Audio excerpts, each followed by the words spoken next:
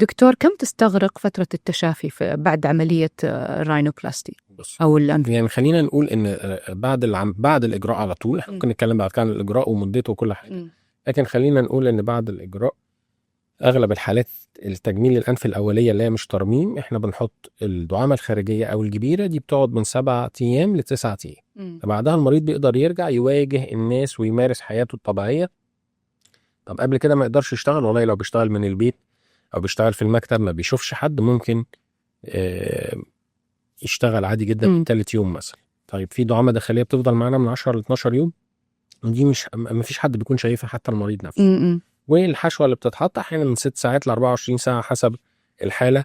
الحشوه دي بتبقى وظيفتها امتصاص اي نوع من الافرازات الدمويه بعد عمليه تجميل الانف، وبنشيلها بعد 24 ساعه في اغلب الاحيان، وممكن قبل كده بالاتفاق مع المريض.